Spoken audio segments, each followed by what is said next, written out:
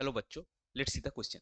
The question contains statement 1 and statement 2 and we have four options regarding those statements. तो चलिए सबसे पहले देखते हैं statements क्या है. So हमारा statement 1 जो given है वो है in the redox reaction 8H plus 4NO3 minus plus 6Cl minus plus Sn solid 2 SnCl6 plus 4NO2 plus 4H2O the reducing agent is Sn because the statement 2 says in balancing the half reaction H2O3 2 minus 2s the number of electrons added on the left is 4. चलिए सबसे पहले देखते हैं इस question का की concept क्या है. सो दोनों स्टेटमेंट्स के दो की कॉन्सेप्ट होंगे क्योंकि स्टेटमेंट वन में हमको रिड्यूसिंग एजेंट चूज करना है.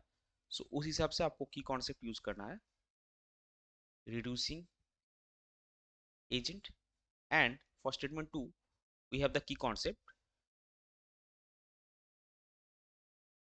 Balancing redox reactions. तो सबसे पहले स्टेटमेंट वन का जो रिएक्शन है वो लिख लेते हैं.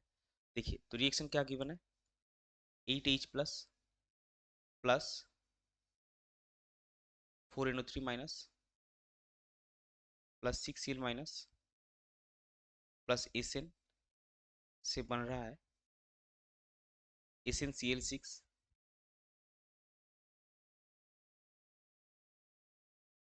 Plus 4NO2 plus 4H2. अभी देखिए रिएक्टेंट साइड में जो Sn है वो नॉर्मल प्योर Sn है तो इसका ऑक्सीजन स्टेट होगा 0 और SnCl6 है तो यहाँ पे Sn का ऑक्सीजन स्टेट हो जाएगा आपका +4. सॉरी यहाँ पे ये माइनस नहीं -2 होगा तो एसेंशियल Sn +4 हो जाएगा. तो Sn का क्या हो रहा है 0 to +4 हो रहा है यानी कि Sn इज बीइंग ऑक्सीडाइज्ड. सो क्या होगा in this reaction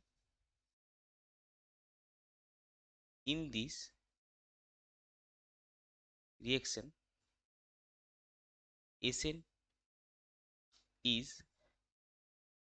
being oxidized, hence it is the reducing agent. क्योंकि हमको पता है जो स्पीसीज खुद रिड्यूस होता है और खुद ऑक्सीडाइज होता है और दूसरों को रिड्यूस करता है वो होता है आपका रिड्यूसिंग एजेंट. सो आपका स्टेटमेंट वन जो है वो करेक्ट निकला. अब स्टेटमेंट टू पे चलते हैं. स्टेटमेंट टू बोला है balancing the half reaction H2O3 2 minus 2s. सो जो हाफ रिएक्शन हमारे पास है H2O3 2 minus 2 ये बनेगा 2s. अभी 2s में सल्फर फ्री स्टेट में तो ऑक्सीजन स्टेट नंबर होगा इसका 0 और H2O3 में सल्फर का ऑक्सीडेशन नंबर होता है +2. सो चेंज कितना हो रहा है देखिए +2 से 0 यानी कि 2 यूनिट और 2 electrons are changed for 1 sulphur atom. So यहाँ पे 2 सल्फर है. सो 2 सल्फर के लिए कितना होगा so for 2 sulphur atoms electrons